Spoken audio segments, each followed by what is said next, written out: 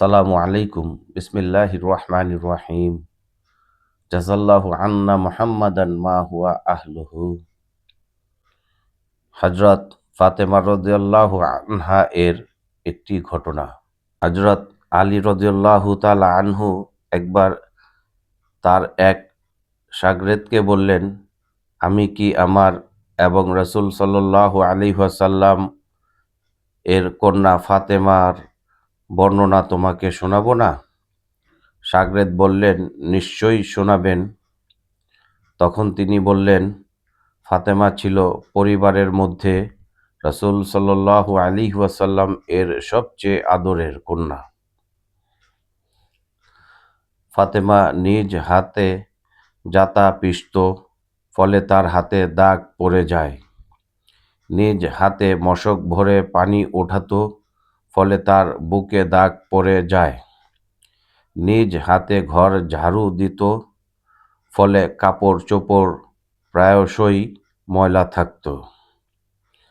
একবার রাসূলুল্লাহ সাল্লাল্লাহু আলাইহি ওয়াসাল্লাম এর খেদমতে অনেকগুলি গোলামবাদী আসে। আমি ফাতেমাকে বললাম, তোমার আব্বা জানের খেদমতে গিয়ে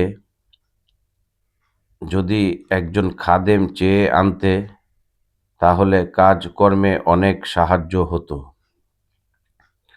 ফাতেমা গিয়ে দেখে যে তখন রাসূলুল্লাহ সাল্লাল্লাহু আলাইহি ওয়াসাল্লাম এর খেদমতে লোকজনের অনেক ভিড়, ফলে সে ফিরে আসলো। পরের দিন স্বয়ং রাসূলুল্লাহ সাল্লাল্লাহু আলাইহি ওয়াসাল্লাম আমাদের এখানে তাশরিফ নিয়ে এসে জিজ্ঞাসা করেন, ফাতেমা, গতকাল তুমি কি জন্য গিয়েছিলে? সে লজ্জায় কিছুই বলল না। আমি আরজ করলাম, ইয়া রাসূলুল্লাহ সাল্লাল্লাহু আলাইহি ওয়াসাল্লাম, যাতা চালাতে চালাতে তার হাতে দাগ পড়ে গেছে। মশক বহন করার দরুন তার বুকে দাগ পড়ে গেছে। ঘর ঝাড়ু দেওয়ার দরুন প্রায়শই তার কাপড় চোপড় ময়লা থাকে। গতকাল আপনার খেদমতে কিছু গোলাম বাদী আসায় আমি তাকে বলেছিলাম একটা খাদেম চেয়ে আনলে কাজকর্মে সাহায্য হতো। রাসূল সাল্লাল্লাহু আলাইহি ওয়াসাল্লাম ইরশাদ করলেন, ফাতেমা, আল্লাহকে ভয় করো, তার ফরজ আদায় করতে থাকো। তুমি ঘরের কাজকর্ম নিজ হাতেই সম্পাদন করতে থাকো এবং যখন শয়ন করবে তখন ৩৩ বার সুবহানাল্লাহ, ৩৩ বার আলহামদুলিল্লাহ ও ৩৪ বার আল্লাহু আকবার পড়ে নিও। এ আমল খাদেম থেকেও উত্তম। ফাতেমা বলল, আমি আল্লাহ ও আল্লাহর রাসূলের অবস্থার উপর সন্তুষ্টি আছি।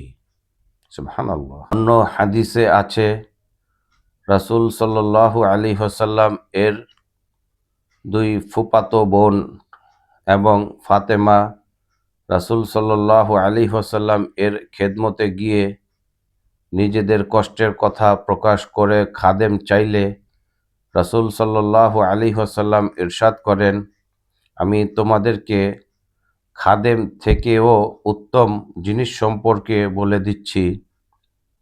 তা হলো প্রত্যেক নামাজের পর ৩৩ বার সুবহানাল্লাহ, ৩৩ বার আলহামদুলিল্লাহ এবং ৩৪ বার আল্লাহু আকবার পড়বে।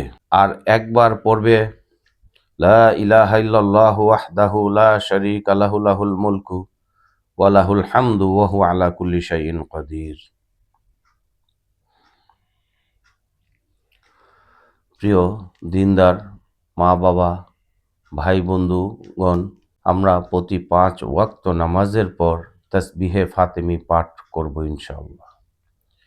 এটাকে অনেক অনেক আল্লাহওয়ালা ব্যক্তি বলেছেন ইসমে আজম। এ আমল করার দ্বারা আল্লাহ পাক রব্বুল আলামিন দৈহিক শক্তিকেও বাড়িয়ে দেন, কার্যক্ষমতাকেও বাড়িয়ে দেন এবং অনেক শক্তির কাজকে আল্লাহ সহজভাবে তৌফিক দেন। প্রিয় ভাই ও বন্ধুগণ, আমরা এই আমলকে করার চেষ্টা করি এবং আল্লাহর সমস্ত হুকুম আহকাম হুজুর সাল্লাল্লাহু আলাইহি ওয়াসাল্লামের তরিকা পালন করি। আল্লাহ পাক রব্বুল আলামিন আল্লাহর হুকুম হুজুর সাল্লাল্লাহু আলাইহি ওয়াসাল্লামের তরিকা অনুযায়ী আমাদেরকে জীবনযাপন করার তৌফিক দান করুন। আমিন। আসসালামু আলাইকুম ওয়া রাহমাতুল্লাহ।